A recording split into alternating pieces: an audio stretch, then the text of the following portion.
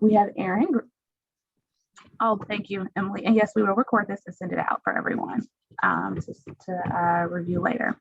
So Erin Gregory is the Director of Corporate and Foundation Relations and Annual Giving for the Humane Society of Missouri.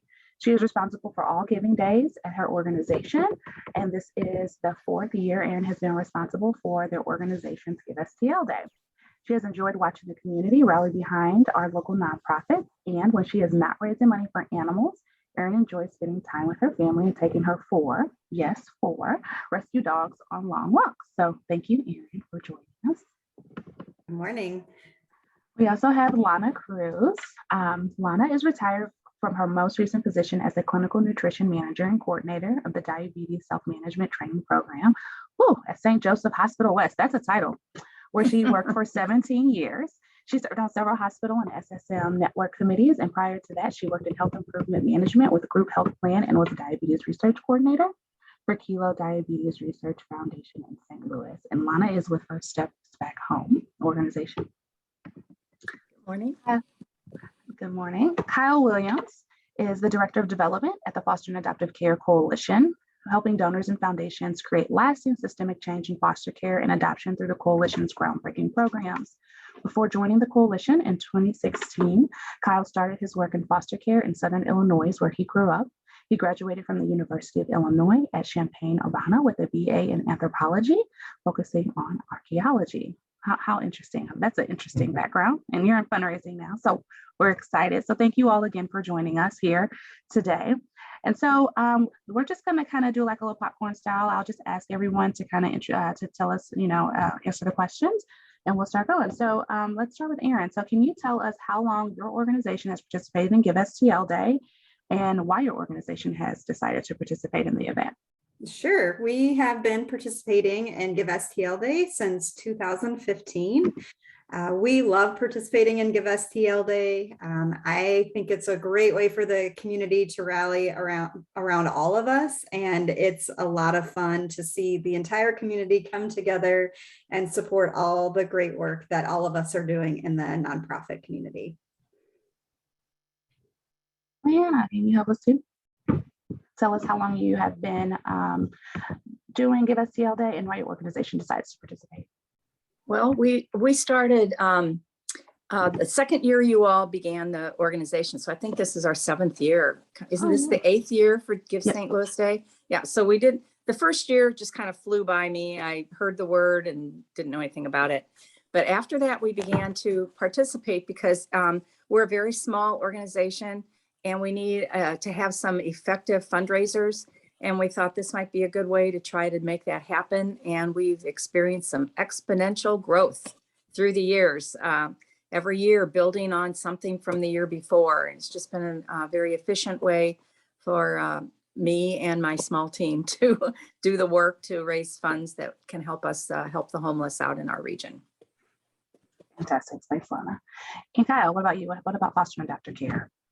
Sure. So I think we started in 2015. I started the organization in 2016. So 2017 was my first Give STL Day with the organization.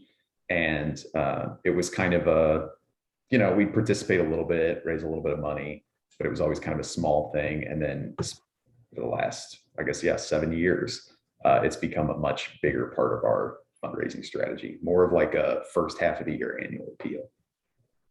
Fantastic. So that's great. So that's a good segue into, let's talk about fundraising strategy just a little bit. A lot of organizations, obviously, this is a big online day event. It's really exciting for everyone to kind of get going and things of that sort. But talk to us about how your team goes about getting ready for the day. How do you prep and how do you identify and determine what a fundraising goal will look like for you on a giving day? Let's start with Lana. Okay, well, I think for us, it was like, well, let's see what we did the year before and at least match that, see if we can go beyond that. And so it was very meager in the beginning. Like I said, we're a tiny little group. And I think maybe my goal might have only been $2,000 or $3,000. And then it was like, well, gee, we were able to do that pretty efficiently. Let's build it to be a little higher the next year and the next year. And last year, we actually raised $66,000 from this one day of giving. And it's just an amazing, as I said, exponential. It's just, wow, it's happening. but I think it happens because our board is very engaged in knowing what we're doing. And I try to make it more than just the day, starting in January, we're beginning to get the word out of what day it will be happening. And I put it in all kinds of communications from that point on to try to make sure our donors are aware. So, so this year, I know it's a stretch. I'm going to try to make our goal be higher than the 66,000 just because we made that last year. Wow, but I'm taking a deep breath. Will that really happen for us or not? We'll see. Fantastic. And so when you first started, Lana, I know that it was very small. It was very, very probably intimidating a little bit. I know that we hear that a lot. Did you start out with a small goal, or oh yeah, like 3,000, 5,000, something like that, and then we just at that point it was maybe putting the information in our newsletter, calling some donors, trying to just orient people to the fact that this Give Day is an online Give Day. One element of our donor base is that we have a lot of older people involved and not so much familiar with online giving. Now everybody's getting familiar with online everything. I mean, 5 years ago, we didn't even know what Zoom was. So everyone's learned a whole lot about how to take care of business in an online platform. So in the beginning, it takes the orientation and education to let your donor base know how it happens online, because they all want to write a check and mail it in. And you can't do that on the Give St. Louis Day and be effective. So that's a big part of getting going. If you're a small group, that was a big part of what we had to do. Then when you're into year 2 or 3 or 4, now I get donors calling me saying, now what day is Give Day and what hour is it you want me to make my donation? Because I really try to strategize the specific hours that make the most sense for our micro charity. So the giving on those days has historically been 6 a.m. or other hours of the day. So I focus on the 6 a.m., give it 6 a.m., and wake them up, give it 6 a.m. So you got to think about that for your own group of what windows of time during the day make the most sense for donations to come in. Thanks, Lana. Erin, what about your organization? How do you guys go about determining a goal and rallying your team behind and your donors behind the fundraising strategy? Sure. So we the way we determine our goal is similar to Lana's. We look at what we did previously and give that about a 10% boost over the next year and hope to make that. And then as far as our strategizing, we begin, as Lana said, in January and February and start planning ahead, talking to donors through our newsletter. We also we have several meetings with our PR marketing team, trying to hone in on what our messaging will be that day. And then we have regular meetings every other week talking about what our strategy will be throughout that season, getting ready for the big day. So every year we seem to be adding more and more elements. As Lana mentioned, I think the world is coming around to online giving and online everything. The pandemic, I guess we can thank for that. And we've, with social media, it's become a lot easier to broadcast out that information and get people to give online. So every year it's becoming a little bit easier to get everybody to come around to that. As Lana mentioned too, a lot of our donors are older, and it definitely is a process to get everybody up and running and comfortable with online giving. But I think, again, the last couple of years has made that a lot easier. Yeah. That's great to hear. And Kyle, I know that foster and adoptive care usually has a really great strategy. Typically, over the last couple of years, you guys have been very high on our leaderboard and just in terms of throughout the day. And I know there's really good strategy around how you guys do that. So can you talk a little bit about what your organization has done over time to kind of get to where you are today versus where you started? Yeah, thanks. So every year, the very first thing we do is like in February, probably, once we have our budget for the year, we'll put together what our goal is. And the goal is always based 100% off of the match. So whatever we can get in match funds, we double that, and that becomes our goal for the day. So in late February, early March, we're reaching out to our kind of leadership giving for the day, calling them, emailing them, and getting commitments beforehand of like the major gifts. And then kind of March, April, we're reaching out to like team leaders, constituencies, ambassadors, things like that directly and saying, hey, can you help us out with Give STL Day again? Can you start a team? Can you share on the day of, et cetera, et cetera. For the team leaders, we give them the simple kind of rule of thumb of whatever you want your team's goal to be, just make it double what you personally are going to give. Because it's the same logic that allows us to complete our goal, right? Like if someone's going to donate $100 and they set their goal to $200, they're for sure going to exceed that goal because they're already halfway there. And then in a way, they've also matched their friends and family's donation too. So that individual outreach is happening during the kind of spring. And then by the time we get to the day of, we're typically just managing logistics of like what's going out to people's houses. We'll send like thank yous to people. We have a volunteer phone bank doing thank you calls to everybody who gives. And then typically we also run a report of like mid-level donors. So people in that 200 to right below our leadership giving level. We'll call those people individually and say, hey, do you know it's Give STL Day? We've only emailed about it 34 times. But in case you didn't see that, would you like to make a gift today? And that's been very productive as well. That's it. And so we know Give STL Day obviously is May 5th this year. So if you have not saved the date, you should. But we also started opening our early giving early, like about a month before. So we rally and really promote the actual giving day, but realistically, nonprofits have about 30 days prior to help start collecting some of those donations. Can you all talk to us a little bit about how you take advantage of this opportunity, or do you? Do you encourage your donors to give early? Do you encourage them to give on the day? Things of that sort. So maybe we can start with Erin. How does your organization deal with that? Sure. So the day that early giving opens, we send out an e-blast to our donors, letting them know that although the big day is 1 month from today, you can certainly start giving now. And then there are links right to the donate landing page in that email. We will also broadcast that information on social media. And we also send a postcard to our donors about 2 weeks out from the event with a QR code so that they can go right then and there and make an early gift, or they can at least have that information so they know about Give STL Day.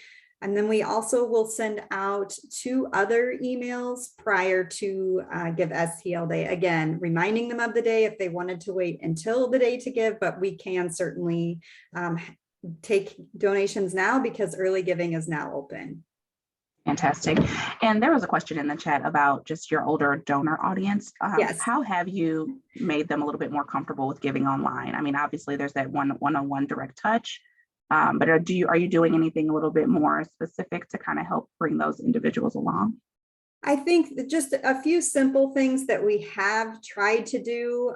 Again, I think I mentioned the QR code on the postcard, just making something that's a direct link that can take people right to the donate landing page so that there aren't a lot of steps involved. That is one thing we have done. I know too, we will still field some phone calls from folks. We have a phone bank the day of just to help them through that process if they want to be walked through giving online. And then if nothing else, I think there are just some donors that aren't quite there yet. And then we can help with take their gift over the phone. But just a couple of things just to make it more simplified for them to make a gift on that day.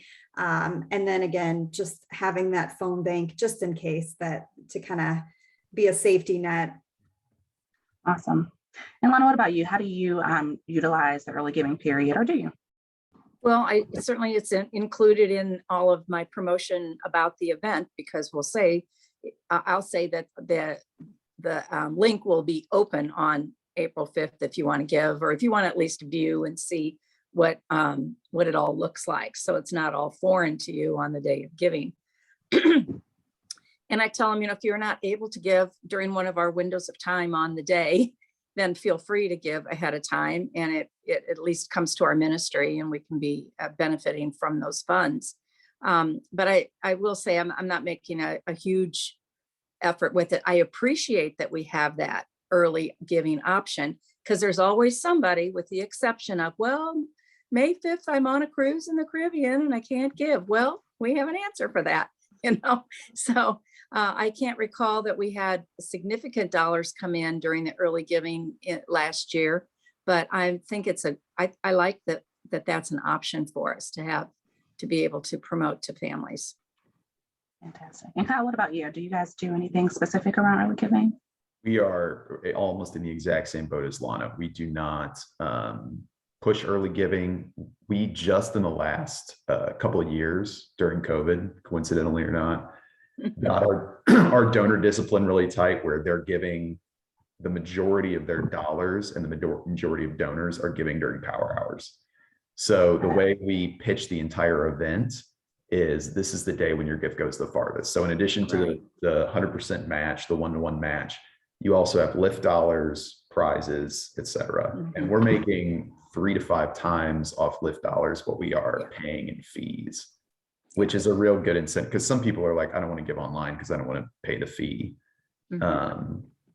Which, we appreciate the frugality, but this is a good way to kind of get those people an alternative. And we offer, you can give your credit card info to us and we'll run the gift on the day of, if you're on a cruise or something, as long as there's always a few people who call with that. Fantastic. And so one of the things too, over the years, like when I first started Give STL Day, and there were a lot of individuals and just nonprofits, pretty much like development folks, who were like, oh my gosh, this is one more thing we got to do. We already have so many asks out to our donors. This is going to take so much time. And it was all this conversation around donor fatigue, right? Because I guarantee you, your donors are giving to other organizations too. So they are getting several asks and requests from several nonprofits throughout their entire day. So how do you, manage this idea about donor fatigue? And are there ways that your organization is minimizing some of that, in terms of, Gives Day does sometimes align with some of the spring events and spring galas, and recognizing we've been in a pandemic for the last couple of years. How is your organization dealing with some of those things? And maybe Kyle, we can start with you again on that. Sure. So donor fatigue. So this is a ready-made excuse to ask for money. It's always kind of baffled me when people are like, oh, I don't want to do it. It's like every other time you go and ask a donor for money, most of the time, it's like this made up thing that you're like trying to get them excited for, that you've made up out of your brain that no one else knows about. And I mean, every fundraising event, that our galas, our other fundraisers, our trivia nights, whatever you have, you made that up as an excuse for them to give you money. This is something you didn't make up. So you can just say, hey, this is a citywide thing that's going on. Participate with us. So as far as reasons to ask for money go, I think this is kind of a golden goose, because again, you didn't make it up. It's conveniently there for the taking.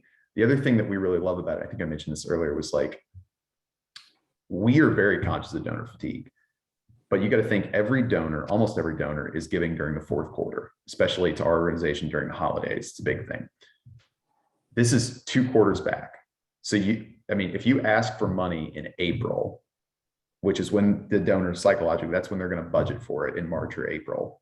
And for our leadership givers in February, that gives them 9 months to recharge before giving again in the fourth quarter. So we're not seeing cannibalization. We're seeing the same people give to our fall event, and often they're giving just as much money. Most donors who give substantial gifts, and I'm not even talking gifts over 1,000, I'm talking gifts over 5,000 or 10,000, started out giving just that amount in the fall. We asked them to support in May, and then they slowly raised each gift and kept them in lockstep. So it's really is a first half of the year annual appeal. Most people, what they give, this is a kind of an opinion, but most people, what they give in the fourth quarter is not their full capacity. It's what they have the cash flow to give at the time without hurting their budgeting, right? So if you spread that out, they're going to find that they can give more. You just got to get, you got to get their buy-in. So I hear you saying you have to think differently about how you're going about giving the asks, Yeah, for specifically sure. throughout the year. Erin, do you have any insight on that or how you manage that with your donors? I think Kyle hit on a really important point, and that is that for Give STL Day, it is, it's something we didn't create, and it's just there for us. But also, again, I like to go back to the fact that when people go to make a gift that day, you can see how many other people are giving across the city. And so it is just it's a day for everyone to kind of get behind St. Louis and show off what our donors are capable of doing, and how great of a place it is to live. And St. Louis is a very philanthropic community, and I think a lot of people get a charge out of that. So there's that angle. And as far as donor fatigue, we do try to manage any of our other campaigns and try to be quiet leading up to the day of. And then we tend to be quiet again for a few weeks after that. So it is, we kind of focus all of our energy around that one day, and then we're quiet again for about a month. So it's just about strategy and managing everything else going on, and trying to spread that out a little bit. Fantastic. Lana, do you have anything to add to that? I would just say we have a small donor base, and probably less than 50 people who are actively involved. But when they see the promotion on KMOV or on KSDK, or they see a billboard on the highway, and they realize that they're part of that by giving to us, just kind of makes them feel a part of this bigger picture. And so I don't hear too much about donor fatigue and in the size of our donor base. And we're certainly out after our own little niche of people, as opposed to the bigger organizations that have a much broader base of requesting support from. Fantastic. And so this kind of leads me into my next question too. So Lana, you said you don't have a really large database, right, or a donor base. And there are lots of micro and small organizations, or even just startup organizations, that are trying to really get their foot in the door. They're trying to attract donors. What advice would you give those organizations who, are just starting out, or, who don't really know how to go about this ask process for new donors? Well, I think if you as an organization decide that Give St. Louis Day is a part of what your online, a part of what your fundraising strategy is going to be for your year, then you want to do what you can to build a good understanding about how it works with your small donor base, and make sure that those few people that you have know that this one day, this is how it goes, and let them share that with one or two other people. And then it'll just begin to build. It takes time. It takes a few years for that to happen, but it can be very effective. And that's kind of how we've been able to make it work for us. Our board has been involved, and then each of the board members will do what they can to spread the word to their social network.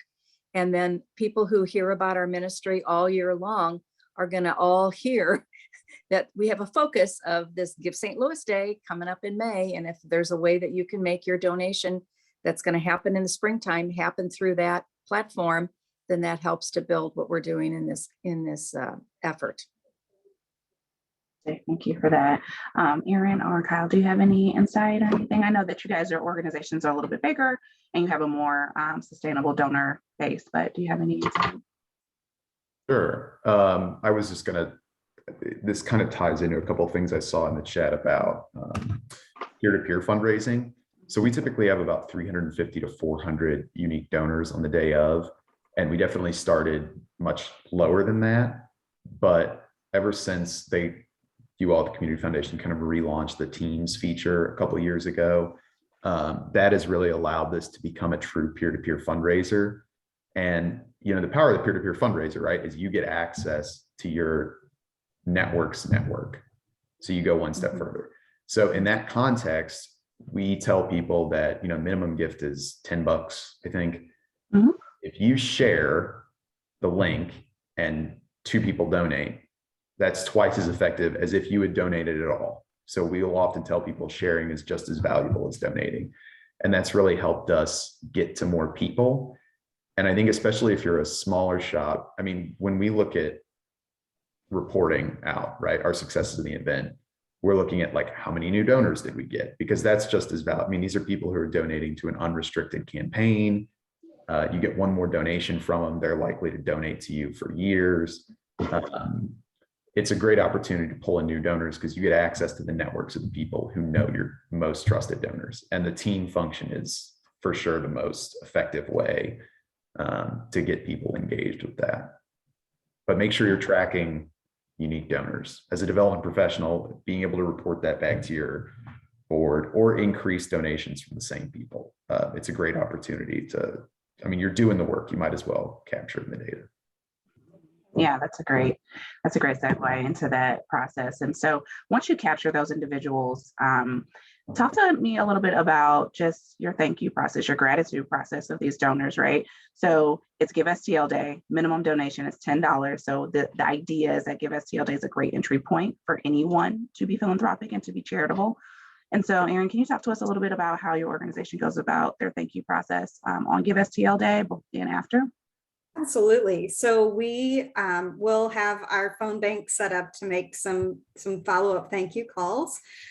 We will also send a required acknowledgement letter. If they are new donors, they will then receive a new donor information packet, and then we continue to steward those donors throughout the year with postcards, just reminding them of what their gift continues to do throughout the year for our organization. Lana, do you have anything Well, about how you go about that? I'll share kind of a unique thing that I learned before COVID happened, and we used to have these Give St. Louis Day trainings over at the food bank office and sit around a round table. We would have Been around for a while. we'd have folks who shared their best practices and successes. And one of those was around donor thank you and donor recognition.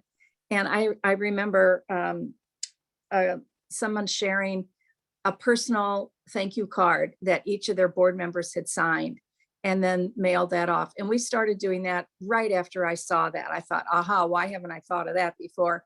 But it gives a real nice personal touch to the donors who have taken the time to give. And so actually we're having a board meeting on Saturday, and when I have them all here at my place sitting around the dining room table, they're all going to sign the thank you letters on the left panel of our ministry cards. And then on Give Day, I will generate a personal thank you to each donor who contributes. And then that will get in the mail the very next day. In addition to that, since everything is online, as soon as I get the notification that a donation has come in, I immediately send out a brief little email thank you for remembering us on that day.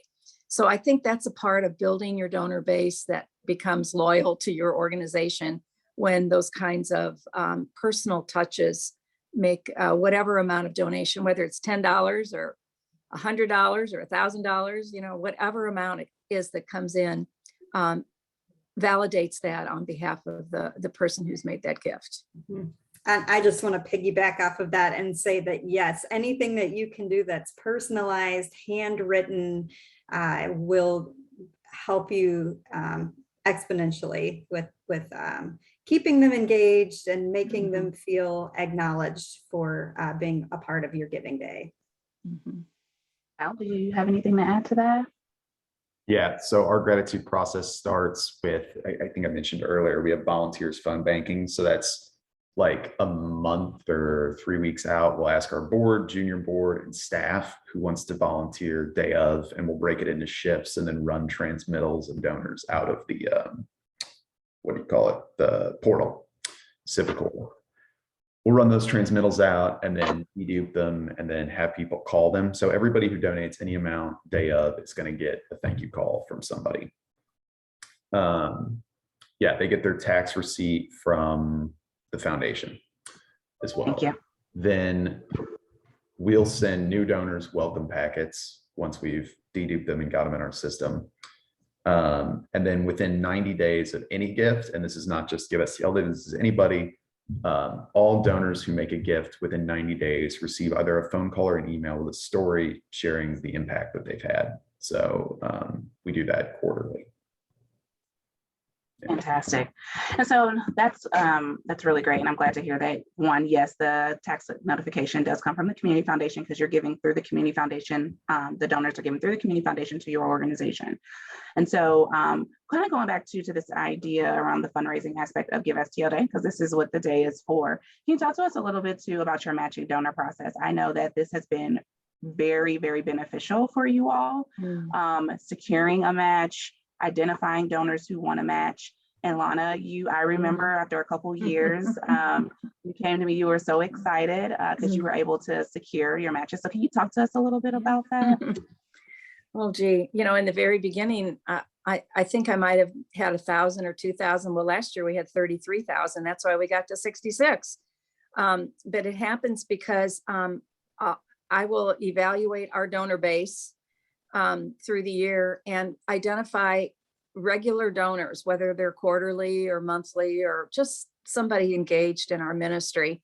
And then I send a letter out to those people, maybe 20 or 25 letters out in January, and ask them if they would consider to be a match donor, or I call it a matching incentive donor. So, and I tell them, you can send your money anytime. You don't have to wait till the day. But if you want to make it wait till the day, that's fine. But just tell us what amount of money you'd be willing for us to kind of dangle in front of the donors to say, hey guys, if you give on this day, 100% of what you give is being matched by someone else. And that's been just very effective. Some of those folks respond right back to me the same day I send those letters out, and others respond to me a couple of weeks or months later. But it helps to build what our base is going to be able then to promote the day with others. So I don't have a lot of match, maybe 10 or 15 will end up being my match donors, but the dollars that they are willing to set on the line is significant. And it's really helped us to build the campaign day in a stronger strategic way. What about you, Erin? How does the Humane Society do their matches? Well, we have a board member that's been a very generous supporter of Give STL, and comes through every year with a match gift. And because it has been so beneficial to us and has helped us increase year over year what we've been able to raise on that day, our donor continues to raise that match gift every year. So it's been really wonderful. It's been our experience that our donors are very responsive to match gifts. They want to do everything they can to help the animals at our organization, but if they feel that their dollar will be able to do twice as much, they will respond to that match gift. Fantastic. And Kyle, how about you? How about your organization and your team? And I have to say, your team is small too, and so is Lana's team, in general. But how do you guys go about, getting your matching gifts? So I'll run a report of all gifts $1,000 and up from the previous year around Give STL, not in general, but you could do that. And then we call those people in like early March traditionally. We have not called them yet, so we're running a little behind, but it's kind of a well-oiled machine at this point. They know that we're going to reach out eventually. We get those gifts secured. And then what I'll typically do is I'll create like an email thread with all the match fund donors who I know look at their email, and I'll give them kind of like inside updates throughout the process.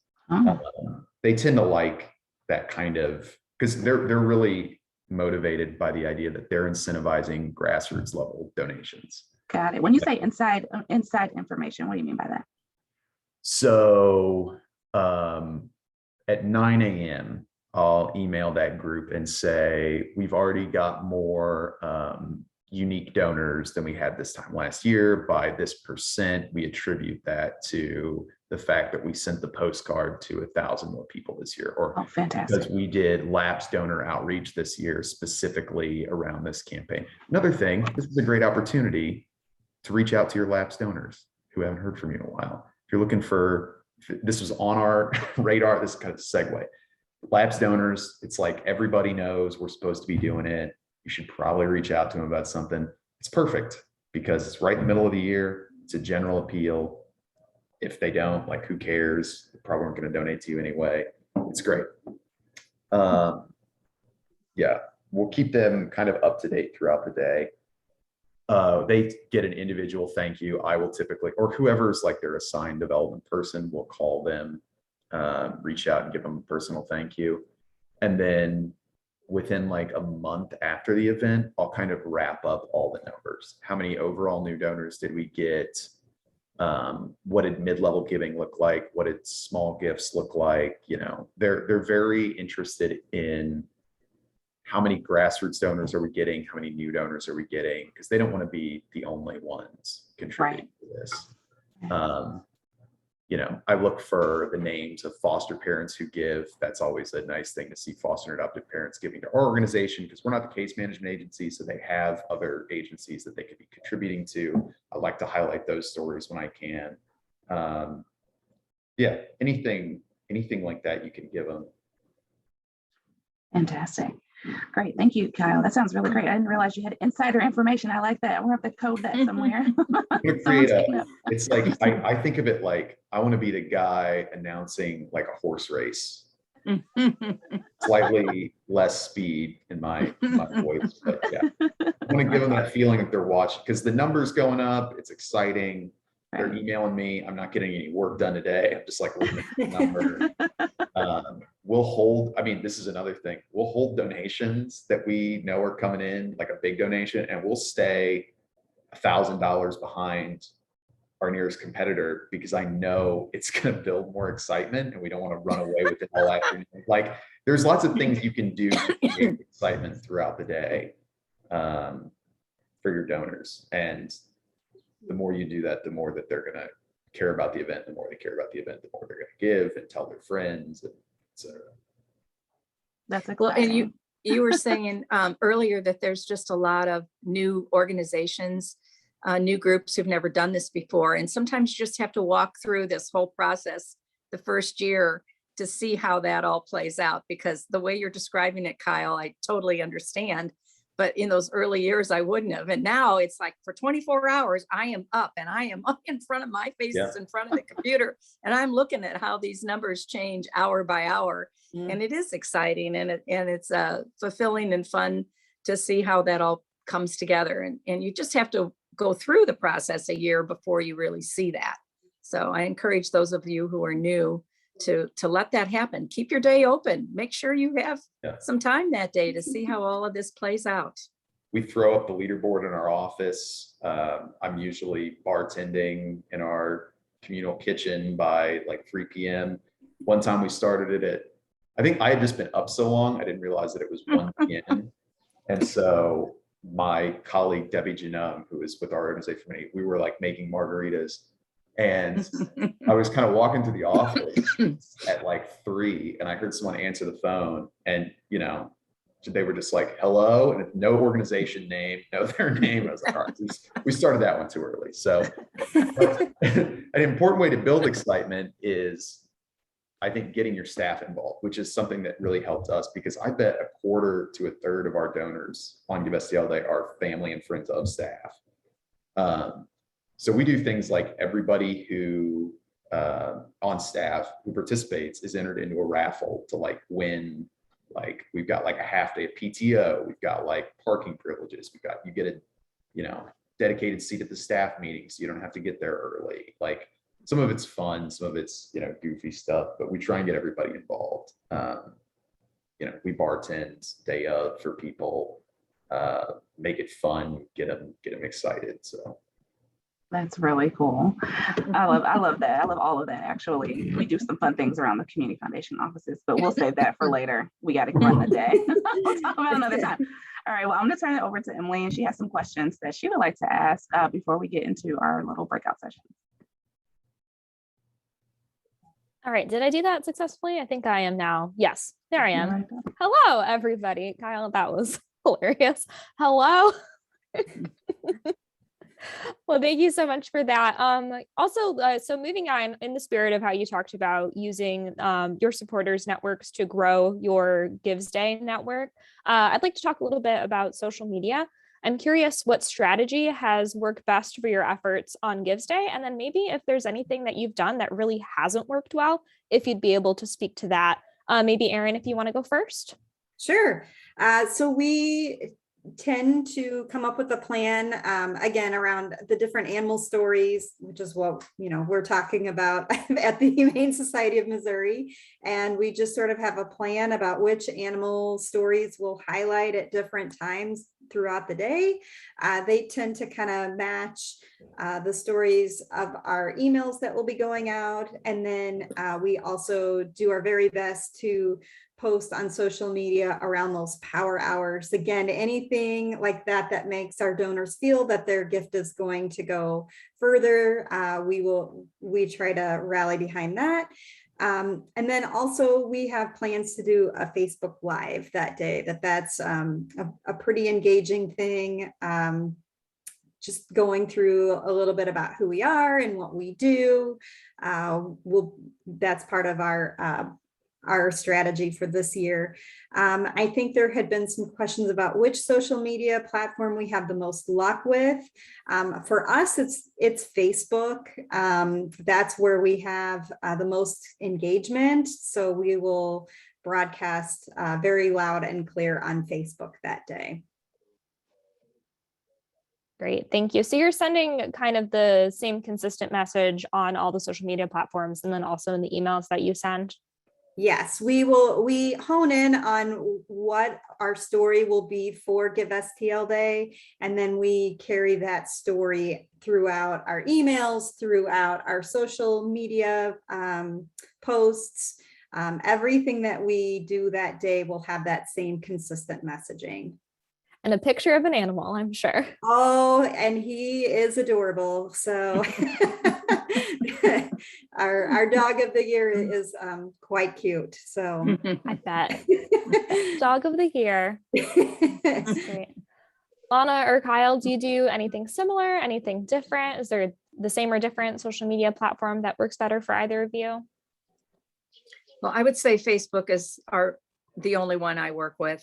My donor base uses that, and I'm not skilled or work much at all with Twitter. We have it, but someone else takes care of that, and we don't have much traffic going in that area.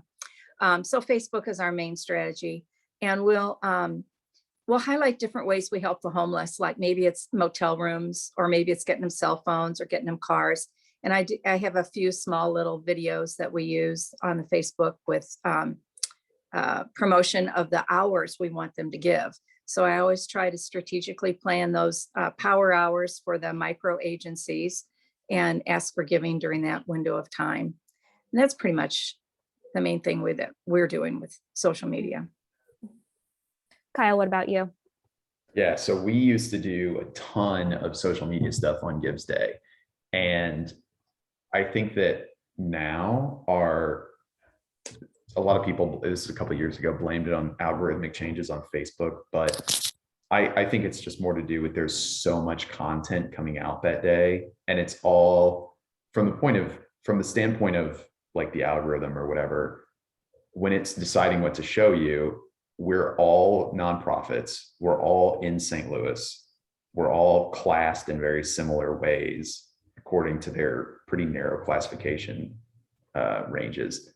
So it's just seeing a bunch of identical content. And so, maybe if you get a really compelling video, I bet Erin, Humane Society or Straight Rescue, or like if you've got like dog videos and stuff, that's going to get classed differently than like the rest of our content. So I think that works really well. But like, it's really tough for us to put out consistent content throughout the day that's going to get traction. However, you do need to have one really compelling piece of content that is your like call to action. And that needs to come out prior to 8 a.m. on Gives Day, because with any online fundraiser, the majority you're giving is going to happen between like 7 a.m. and 10 a.m. And there's going to be another little burst around the lunch hour. And then you're probably going to get another burst around dinner hour when people are online.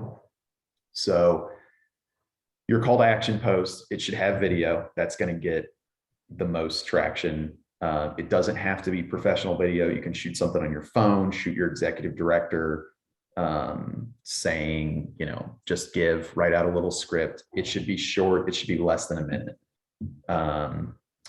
We'll typically do like a mashup of kids saying, you know, don't forget to give on Give STL Day. Something fun, simple. Also keep it fun. You know, no one wants to be the Sarah McLachlan Arms of an Angel video.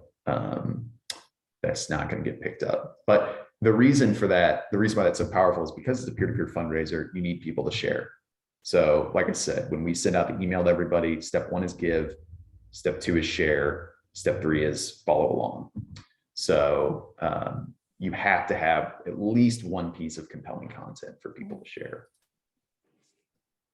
Definitely great advice. Do you feel like your strategy relies more on email than on ahead of the giving day to kind of work around that social media overwhelming amount of similar content from Facebook's end, at least? Definitely. Yeah, our e-blasts are like the main way we're driving people to the giving landing page. I'll also say, I mean, personal emails, right? We're drafting copy, like I'll draft something to my friends and family, asking them to give. I will then scrub that of identifying information. So it's a template, and I will send that to our staff, our board, our junior board, and say, if you email this to your friends and family, this is going to get a way better response, probably even than social media. Text is going to be, we have a text platform for online bidding that we use. That's going to get open the most. But yeah, any direct contact is definitely your most powerful thing. Yeah, to people you already know have affinity for your organization and know you and love what you do. Okay. 100%. Yes, we do that. I will say that we do the same thing with those emails where we have personalized emails that go out to our board, our volunteers, our staff, and our affinity groups. Yeah. Oh, another thing. So I don't know who here uses, I mean, if you use Outlook or Gmail, you can do a mail merge via email, which I had to teach many of my coworkers. It will say, I mean, you can just draft an email, have a spreadsheet of all your donors, and you can essentially click a button and it will send an email, a personal email from you with your signature and everything to everybody. It looks individualized, it feels individualized. It doesn't seem like it's coming from an account. It has a much higher open rate.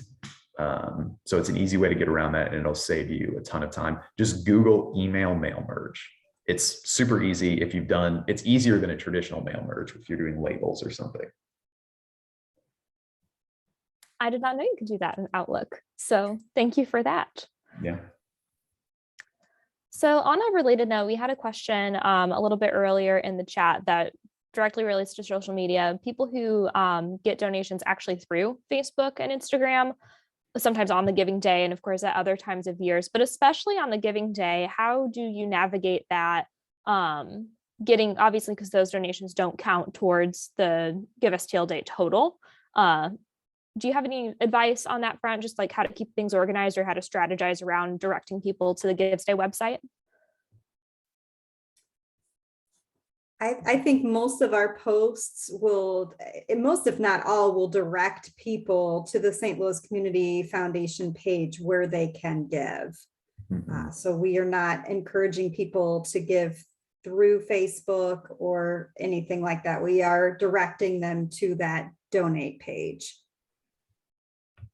Yeah, I definitely think just communicating, feeling like you're over communicating, you're definitely not really directing people towards the Give STL Day page on the day so that it counts towards your totals, that kind of thing. A general rule of thumb is someone doesn't remember anything until they've seen it 7 times. So just keep hammering that message down. We also had a question that relates to social media communication is, would you have any advice to give to a smaller organization that maybe has a more difficult and complicated message that they're needing to put out there? The example here was an individual who is at a nonprofit that works with formerly incarcerated people, and they have a hard time getting organizations to sign on, even just as partners for the Giving Day.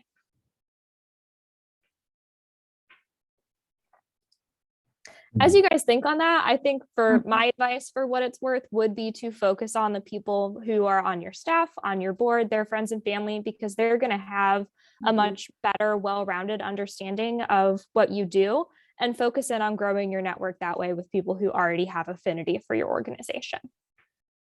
That sounds good. Great advice. Yeah. Yeah. I mean, if you're having trouble crafting a fundraising pitch, the number one thing you can do, you don't need a consultant, though they can certainly help with like discovery sessions or whatever, but you can get a group of 5 or 10 existing donors together and pick their brain. You know, it's ask advice, get money kind of thing. And they can help you come up, bring staff together too. I mean, Lord knows our donors are tired of talking to me. They like talking to our staff much more. Bring together 5 staff, 5 donors who you think are kind of representative of the donor base you are in pursuit of, and ask, you know, what do you think we do well? What do you, if you had to sum us up in 3 words, those kinds of things, and you can get a sense of what people connect with, and then use that to craft your messaging. Give STL should be pitched just like any other event for you. And because it's a peer-to-peer fundraiser, the people who will actually get your message out, they should probably be involved in crafting the pitch as well. Yeah, that's awesome advice. Like a little mini survey. Mm-hmm. Ask them, what did we say to you that made you support us? And then go with that message. All right, so just in the interest of time, we're going to switch gears a little bit here and talk a little bit about prizes and power hours. We're curious if any of you have felt that prizes were beneficial to you on the day, if you've won any of the prizes, but especially even if you haven't, do you think it incentivizes donors to give or give more, knowing that there is a possibility for the prizes, which just everybody on the call, we did release that prize schedule yesterday. You should have it in your email. We're very excited. So do any of you have any thoughts on that? Just if they've been a benefit, and if so, how? Oh yeah, it's just like matching grant money. It's the free money that comes on top of the donations that come in.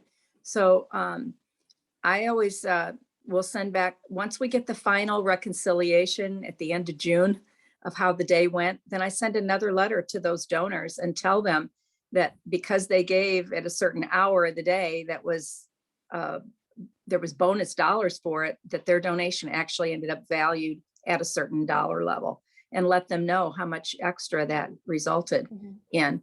And then also the prizes for the different hours of the day. I think there's $1,000 prizes for several hours of the day based on the size of your organization. And I have strategized for my donor base to give during one of those periods of time. And we've won the $1,000 prize for 6 years in a row. And so it's just been that's a wonderful benefit, you know, and all it means is somebody's got to be thinking about the window of time you're asking them to contribute to you. So then they get on the bandwagon from one year to the next to know, oh yeah, now if we give to First Step Back Home during this particular hour of the day, they're likely to win a whole lot of extra dollars. And I love that they ask you what hour you're strategizing around. That is the goal, right? Yeah. To have them ask you. Yep. Make it work. Erin, do you have any thoughts on that around the prizes and power hours? I would just say the same as Lana, that it you know, all of our donors want to know that their dollar has the potential to do more. And that certainly encourages people to give during those times. And I think anything we can do to, you know, encourage that will definitely be beneficial. So we certainly do strategize with our emails and any social posts around those, the power hours. And for anybody who's I just want to say thank you to to you all at the foundation for soliciting those extra funds. I think it's valued at like $20,000 an hour, each hour of the day or something, or each of those power hours anyway. Yeah, and 6 power hours, 20,000 each. It's just fantastic that that's a part of the behind the scenes strategy you guys do all year long to make this day be so successful for all of us. Thank you. Thank you for that. I have to give all the credit to Neosha, who is still off video, but she does an amazing job with that every year, and this year has been no exception. Yeah, that is definitely one of our donors' big selling points is we don't try and explain the whole prorated distribution thing, but we just look at what the highest percentage hour was. And then in our messaging, we'll say, I think it was like the 10 p.m. hour was like 20% or 15% last year. We'll say your gift could be lifted by up to 15 to 20 additional percent on top of your 100% match. And that's always very compelling to people. And then we like to often say also, again, because especially I think older donors are worried about that, 3% fee, which they're going to pay if they donate through your website anyway, but it's not how they think of it. We make 3 to 5 times in prize and lift money what we pay in fees. And I think that's convinced quite a few people as well. Sorry. Definitely. No, I'm sorry. This is the bad part about Zoom. There's always that little bit of delay. I was just going to say for anybody who's on the call who's new to Gives Day, or you're new to Gives Day, but your organization isn't, the power hour formula we're talking about, that is broken down on the prize schedule. It's basically just a $20,000 pot, 6 hours out of the day. And then the donations that your organization receives during that power hour are uplifted by a certain percent. So like all the donations get a portion of that $20,000. And there's a whole formula you can look at on the prize schedule if you are so inclined, but basically it's just bonus money. So Nice. okay, so I think we've already, the last actual item on our agenda was to talk about how you engaged your board and maybe any Young Friends boards that you have, your volunteers. We've gone over this, I think, just kind of organically already, but do you have any last thoughts on the way that you engage, quote unquote, your people before and on the day?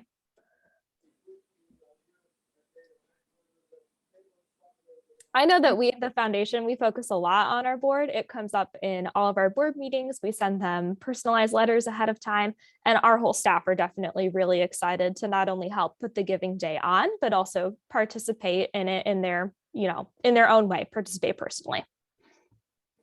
One of the things that we've done before, we didn't do it like, I think it was last year, but so you can create roll-up teams, like super teams, I guess, above like a regular team. So for instance, a junior board member or a board member who creates a team, that team's goal will feed up into, let's say, a board team. So you can gamify and say, hey, the junior board is raising more than you. What's going on with that? And kind of gamify the experience. So there's a little competition there. Again, we also ask board and junior board to volunteer by making calls. And we assume that if they are spending 3 or 4 hours in a day making thank you calls to people, they're probably going to give themselves. And then again, we solicit them all to be team leaders. Earlier, I think I said that the 3 steps to donate, we always have our like donate, Share. thank you. I can't remember any of them now. And then the third one is actually make a team. It used to be follow along. Now that the new team structure is in place, we say create a team and, essentially double your gift. And Kyle, just to clarify, the teams you're talking about are something that your organization does internally? No, it's the team. Maybe it's not called team function. It's called campaigns. Peer-to-peer. Peer-to-peer. Yeah. So that new tool that was introduced 2 years ago, that it kind of layers on the Civicor, that allows people to get their own like campaign, like landing pages. That's really powerful because if they put their name, and we give like instructions on how to create one of these, right? Like not only how to do it like physically, but best practices. So put your name, you and your spouse's name, in the name of your little landing page, and then share that link. Don't share our website, don't share anything like that. Because if people see it's your name on there, especially on something like Facebook, they're gonna be more inclined to give. Most people, if they're scrolling through Facebook, they're liking stuff that they see, whether it's baby picture like that, like the birthday thing, they're going to like your donor's fundraiser, and they're going to go, well, shit, I can't not donate. I just liked it. So you'll get some money and access based on that. It's any little thing you can do to increase your odds of getting a gift. Absolutely. All right. Well, I think we need to go ahead and move out into breakout rooms. And then if we have some time at the end, we can always take a few more questions. The chat's going to be saved. So any questions we don't have time to get to, we'll take a look at, and we can always email people if it's not something that we covered. So I know Neosha was going to get us into our breakout rooms. So I will, oh, and I just got my notification pop up. So we will go ahead and break out. Thank you.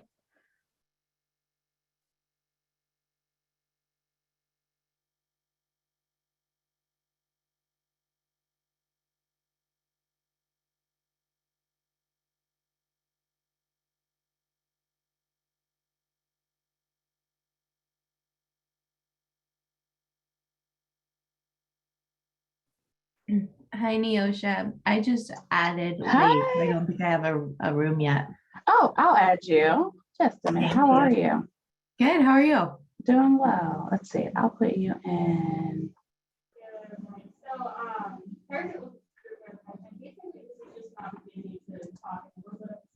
Got it. Thank you. You're welcome.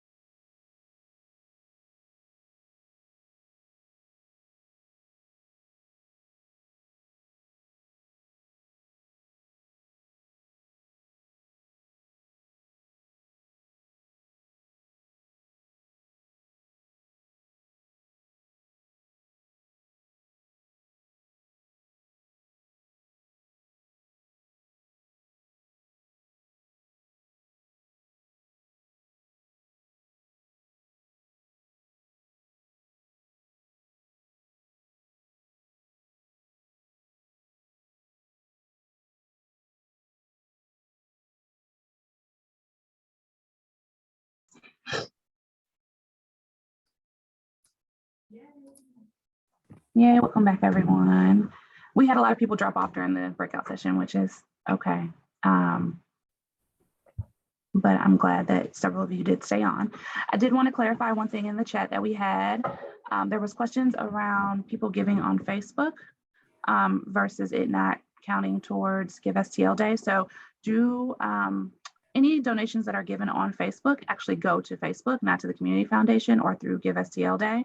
So if you have donors that actually give to you through Facebook, we don't know where that money goes. It goes to Facebook, and then Facebook will eventually send you a check for that amount. So anything that you can do to actually redirect your donor to give on the givestlday.org/whatever you named your profile, that's really where you want to direct people. That's where your QR code should link to. That's all the information that you want to have out there for everyone. And so the money, like I said, the money just doesn't go to us. We don't know where Facebook, I don't know how long the process takes. I just know that they will eventually process a check. I don't know if Erin or Kyle, if anyone has ever experienced that. I can say too that you most certainly would much rather have your donors give through, on Give STL, most certainly through the St. Louis Community Foundation donate page. And then at any other time, if you can direct them to your website or however you collect your donations. Facebook is not a great way because you don't capture a lot of information from the folks that give to you that way. So you won't necessarily have a way of acknowledging them. You may not know their name. You won't know where they live. So if at all possible, it has most certainly been our experience to try to get them to give in other ways. Okay, let me see. Is there anything else? We've had several questions about peer-to-peer fundraisers, and I know that we've lost a lot of people, but for those of you who are still on here, I wanted to let you know that we're going to be sending an email out to our database about peer-to-peer fundraisers because we've gotten some updated instructions from Neon One, who is the company that actually hosts our Giving Day website for us. They put together a really great how-to PDF, great detailed instructions on how to set up a fundraiser, how your networks can set up a fundraiser, and then some tips on how you can encourage people to utilize them because they can be a really effective marketing fundraising strategy. So we will be sending that out over the next couple of days. Yeah, it's pretty intuitive. So I got a couple messages about what our instructions look like, and I can just give those right now verbally because it's like five steps. So the first is we'll attach the PDF. Neon One, I couldn't remember what their name was, but we'll attach the PDF that explains like how to actually create one. It is very intuitive. We have, as of yet, not had any donors reach out saying they didn't understand that part of it. We tell them to make sure to include you and your partner, if you have them, their name in the name of the fundraiser. You need to include an image because that thumbnail is going to be what pops up on social media, and content with a clear, high resolution image is going to get shared more. And then we tell them to set a goal. The safest way to do this is to set a goal that is double what your personal donation is going to be. So if you're donating $100, thank you very much. And you can set your goal at $200 and safely assume that you will hit it. Yeah. And Neosha, correct me if I'm wrong, but people can update the goal for their fundraiser up to the actual giving day. Yes. So if you've met your goal, you can just increase it if you want. Yep. And correct me if I'm wrong, wasn't it last year that you couldn't create a fundraiser day of? It had to be done the day before? Same thing this year. They all have to be created by, I guess, 11:59 Infinity on May 4th. You can't create one on Give STL Day. So that's going typically in the subject line as we get closer, create a sense of immediacy. We do get messages inevitably day of people like, oh, I forgot to create a team. Yeah. And I'll double check to make sure, but that's how it was last year. It's just mostly because the website switches over to a different mode. And we have to be able to accept the donation versus being able to do some of the back end things. So hopefully you can definitely create a fundraiser during the early giving period, though. Both those options will be up to donate and to create a fundraiser. Okay. Does anyone else have any other questions? We have about 5 minutes. I just wanted to, just be cognizant of everyone's time, and thank you all for joining us. This has been really, really great. I would like to ask a Oh, question. hey, Keenan. Hey, do you have any advice as far as attracting people and organizations that are willing to match? I think that's a resource that I would love to dig into. So people and organizations in the community who favor the like match strategy. On an individual level, I do not think that exists, but if you are doing foundation research at the library, which I would encourage everybody to do if you have any time at all, if you use the foundation directory, you can filter by things like capital campaign, matching gifts, so you can find foundations who are interested in matching gifts that way. If you've never used the foundation directory, the St. Peter's Library has a man whose name I cannot remember. He has the same name as a celebrity though, so it's weird that I can't. St. Peter's Public Library. Isn't it Brad Smith? Is who you're Yes, thinking it of, is isn't Brad. it? Yeah. That's correct. That's not a celebrity name at all. All I'm right. mixing up with somebody else. Well, yeah, he's moved on now. He's a librarian at a different library, but Well, I the wonder program if at St. Peter's still exists. Okay. Brad is he's the one you're thinking of. Yeah. Do you know if he still does the training? I see. That's what I'm thinking, is that there's someone else doing the training at St. Peter's now, because he's now the librarian at one of the other St. Charles libraries.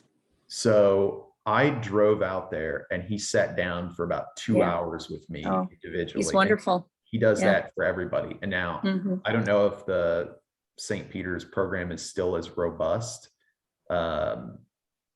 He was almost so good at it that it was confusing again, but he will sit with you long enough to figure it out. And once you get into the foundation directory, you can sort by foundations that give matching gifts. And I would encourage everybody to do that, because foundations will give to Give STL Day, especially if you make the argument like we're going to grow our, grassroots donors, mid-level, major donors. If they see you being intentional and strategic, they will typically respond to that, because no foundation wants to be the only person giving to something. That sounds like an incredible resource. I didn't even know that existed. Thank you so much, Kyle. All right, there was one last question before we let you all go. Does your organization have a major fundraising event in June? If so, how have you balanced marketing your Gives Day with marketing for your major event to ensure good response to the June or summer event? We have one in April.